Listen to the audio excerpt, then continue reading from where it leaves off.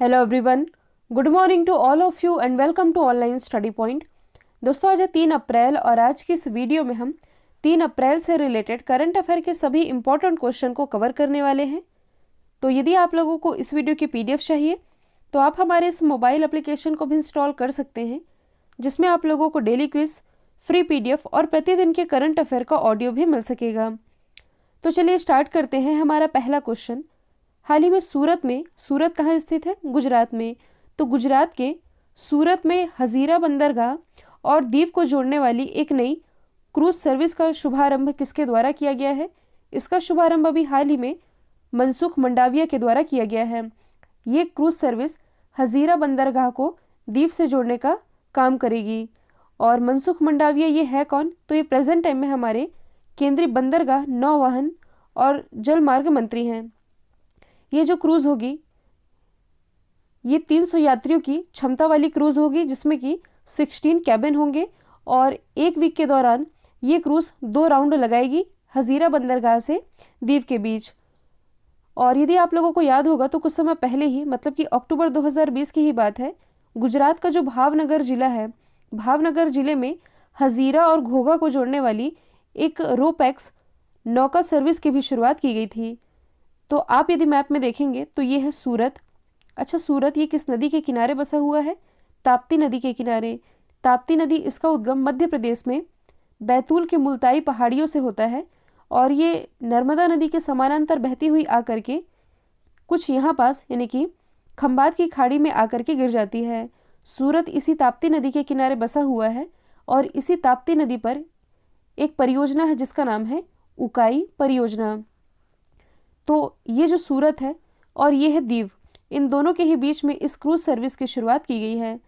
अब यदि हम गुजरात से रिलेटेड कुछ इंपॉर्टेंट फैक्ट की बात करें तो गुजरात की राजधानी है गांधीनगर। ये जो आप देख रहे हैं ये है सुरेंद्र नगर, जहाँ भारत का पहला सिल्क प्रोसेसिंग प्लांट ये स्थापित किया गया, मतलब कि KVIC के द्वारा, खादी एवं ग्राम उद्योग आयोग के द्वारा भारत का पहला सिल्क प्रोसेसिंग प्लांट गुजरात के सुरेंद्र नगर में।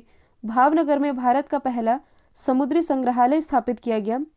जूनागढ़ में जो गिरनार की पहाड़ियां हैं, यहाँ विश्व का सबसे लंबा मंदिर रोपवे, इसका उद्घाटन प्राइम मिनिस्टर नरेंद्र मोदी ने किया है। यहाँ जो आप देख रहे हैं ये है महिसागर, जहाँ भारत का पहला डायनासोर पार्क स्थापित किया गया है। अगला क्वेश्चन है, किस राज्य सरकार ने बसों में महिलाओं के लिए फ्री यात्रा की घोषणा की है? तो दिल्ली के बाद अब ऐसा फैसला किया गया है पंजाब गवर्नमेंट के द्वारा कि बसों में महिलाओं को फ्री सर्विस दी जाएगी, मतलब कि मुफ्त यात्रा। फ़र्क ये है कि पंजाब में केवल सरकारी बसेस में ऐसी फैसिलिटी अवेलेबल होगी और यदि देखा जाए तो पंजाब में ज़्यादातर एरिया ये प्राइवेट बसेस को कवर करता है। तो इसलिए इस योजना की काफ़ी आलोचना भी की जा रही है कि यदि फ्री बस सर्विस देनी ही है तो सभी सेक्टरों में दी जाए, केवल सरकारी में ही ऐसी योजना क्यों? तो खैर, अभी हाल ही में पंजाब गवर्नमेंट ने सरकारी बसेस में महिलाओं को फ्री यात्रा देने की घोषणा कर दी है।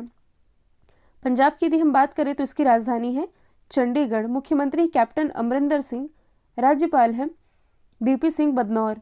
इसके अलावा 5 नदियों का संगम ये पंजाब को ही कहा जाता है। गोल्डन टेम्पल ये पंजाब के ही अमृतसर में स्थित है। बाघा बॉर्डर ये भी पंजाब में स्थित है।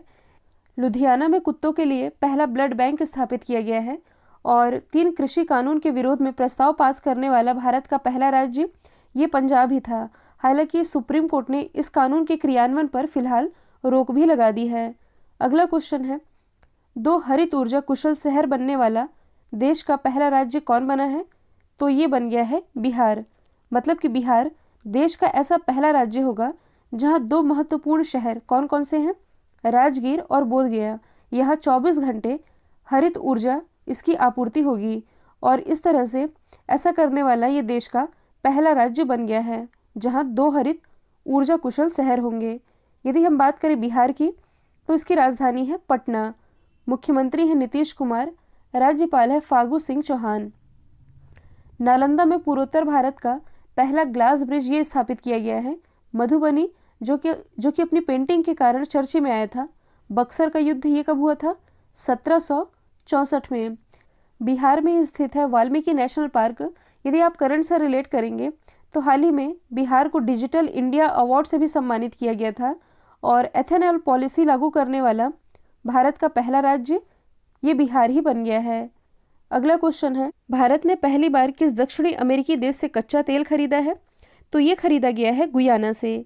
यदि आप लोगों को याद होगा तो हाल ही में जो ओपेक की मेंबर कंट्रीज़ हैं, ओपेक यानी कि organization of petroleum exporting countries, इनके द्वारा हाल ही में एक बयान जारी किया गया जिसमें ये कहा गया कि लॉकडाउन के दौरान जब पूरी दुनिया में व्हीकल नहीं चल रही थी, जिसके कारण पेट्रोलियम की खपत ये बिल्कुल नहीं हुई, यानी कि ना के बराबर हुई, जिसके कारण इन कंट्रीज़ को भारी मात्रा में नुकसान उठाना पड़ा।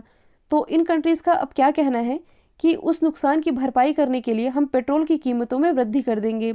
तो भारत ने मतलब कि भारत को ये बात स्वीकार नहीं हुई और भारत ने क्या किया कि इन ओपेक कंट्रीज़ से पेट्रोलियम का आयात ना करके भारत ने किससे आयात करना शुरू किया? अमेरिका से। तो यदि आप लोगों को याद होगा तो कुछ दिन पहले मैंने आप लोगों को बताया था कि हाल ही में जो अमेरिका है ये भारत का दूसरा सबसे बड़ा पेट्रोलियम निर्यातक देश बना है। मतलब कि भारत दूसरी सबसे बड़ी मात्रा में पेट्रोलियम का आयात ये कर रहा है अमेरिका से। पहले दूसरे स्थान पर कौन था? सऊदी अरेबिया, जो कि ओपेक का हिस्सा है। लेकिन अब सऊदी अरेबिया का स्थान ले लिया है अमेरिका ने, क्योंकि ओपेक कंट्रीज़ ने तेल की कीमतों में वृद्धि करने का फैसला किया था और सऊदी अरेबिया ये चौथे स्थान पर आया है। पहले स्थान पर इराक ही है और तीसरे स्थान पर है नाइजीरिया।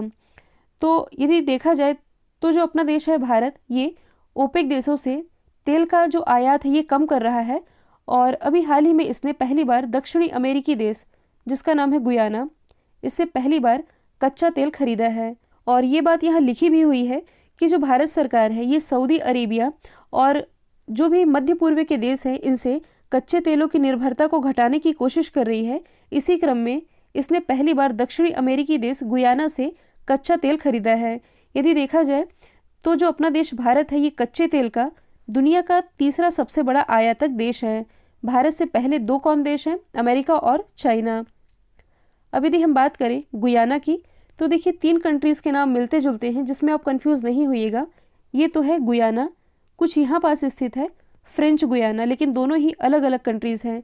फिर आप लोगों ने एक और नाम सुना होगा गल्फ ऑफ गिनी का, जो कि अफ्रीका महाद्वीप में स्थित है। तो इसमें आप कंफ्यूज नहीं होइएगा, हम बात कर रहे हैं गुयाना की। तो इसकी लोकेशन कुछ यहाँ पास स्थित है जो कि साउथ अमेरिका का ही एक देश है। तो यदि हम बात करें साउथ अमेरिका की तो साउथ अमेरिका जिसे पक्षियों का महाद्वीप भी कहा जाता है, इसकी जो सर्वोच्च पर्वत श्रृंखला है जिसका नाम है एंडीज़, जबकि नॉर्थ अमेरिका की सर्वोच्च पर्वत श्रृंखला इसका नाम है रॉकीज़। इसका सबसे बड़ा देश जो कि है ब्राज़ील। केवल 2 ही ऐसे देश हैं साउथ अमेरिका में जिसकी सीमा ब्राज़ील से नहीं लगती। कौन कौन से हैं?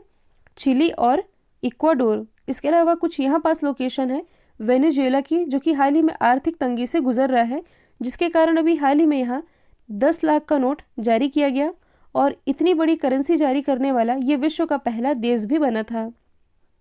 हाल ही में बहरीन ग्रैंड प्रिक्स 2021 किसने जीती है? तो ये जीत ली है लुइस हैमिल्टन ने। लुइस हैमिल्टन जो कि मर्सिडीज के ड्राइवर हैं और इंग्लैंड से बिलोंग करते हैं।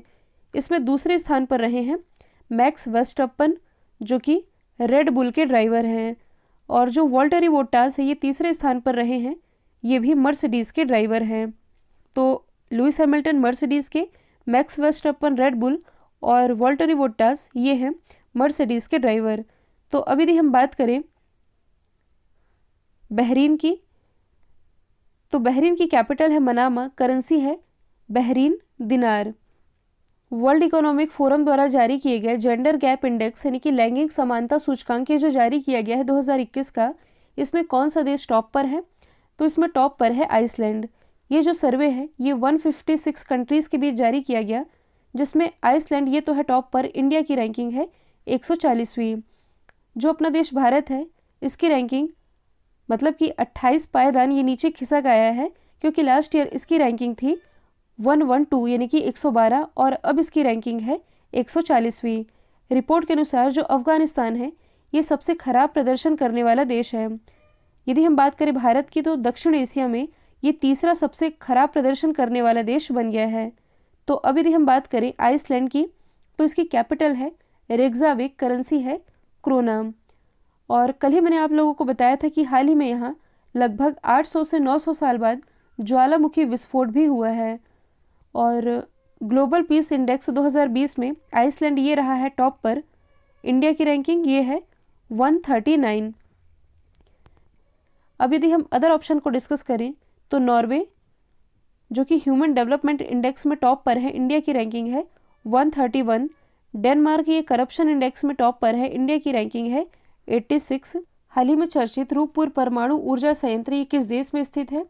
तो ये स्थित है बांग्लादेश में, मतलब कि बांग्लादेश के पावना जिले में इसकी स्थापना की जानी है। पावना जिसकी लोकेशन आप देख पा रहे हैं, और यहाँ आप देख पाएंगे यदि तो ये जो गंगा नदी है जो कि भारत में, मतलब कि भारत से आती हुई जब ये बांग्लादेश में प्रवेश करती है तब इसे पद्मा के नाम से जाना जाता है, और ऊपर से आती हुई ये जो ब्रह्मपुत्र नदी है जब ये बांग्लादेश में प्रवेश करती है तब इसे जमुना के नाम से जाना जाता है। यही दोनों नदियाँ जब मिलती हैं तब इनकी ये जो संयुक्त धारा है जो कि कहलाती है मेघना।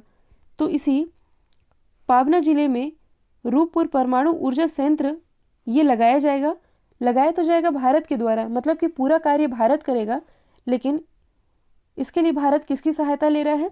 रूसी rostrum state atomic energy corporation की मदद से भारत इसकी स्थापना कर रहा है बांग्लादेश में।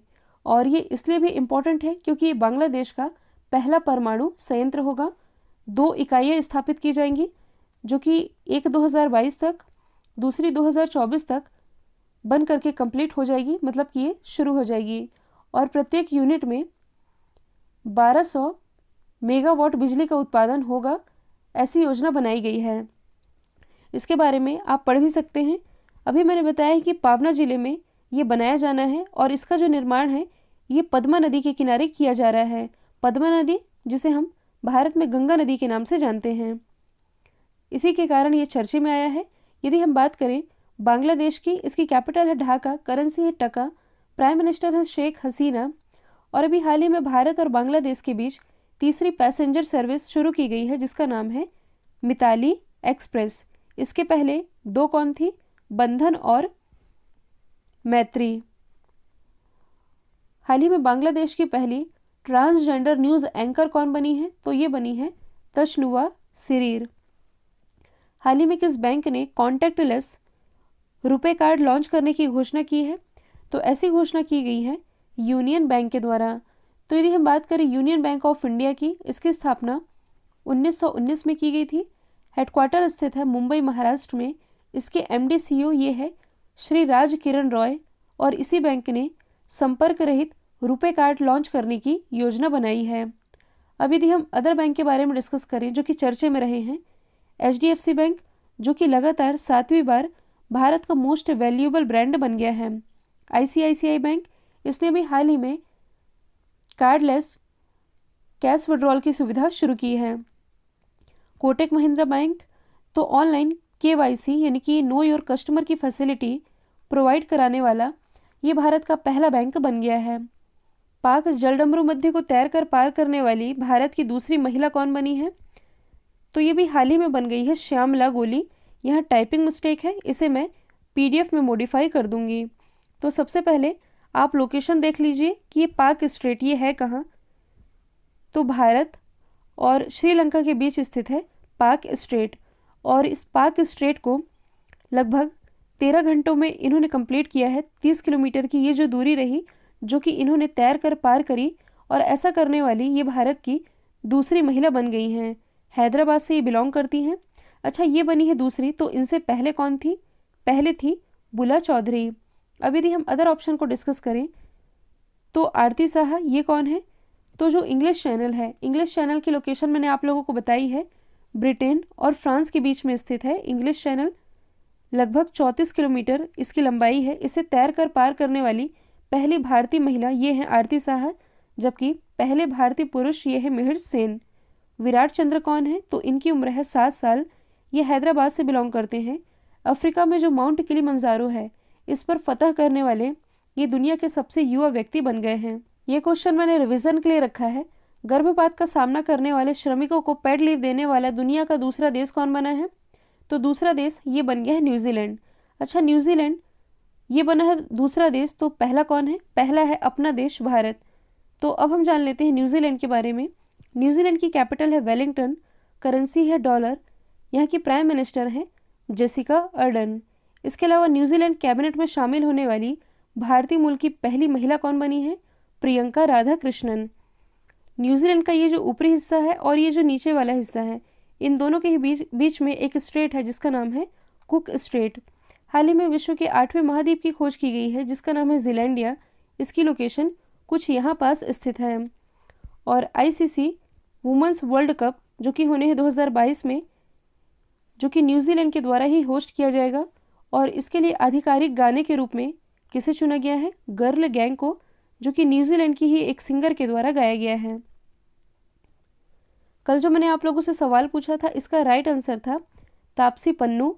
अब आप लोगों के लिए आज का सवाल है 51 दादा साहब फाल्के अवार्ड 2019 से किसे सम्मानित किया जाएगा? तो इसका जो भी आंसर है कमेंट बॉक्स में बताइएगा। वीडियो यदि पसंद आए है तो लाइक कीजिए, शेयर कीजिए और चैनल को सब्सक्राइब करना बिल्कुल मत भूलिएगा। तो आज के लिए इतना ही। Thank you so much.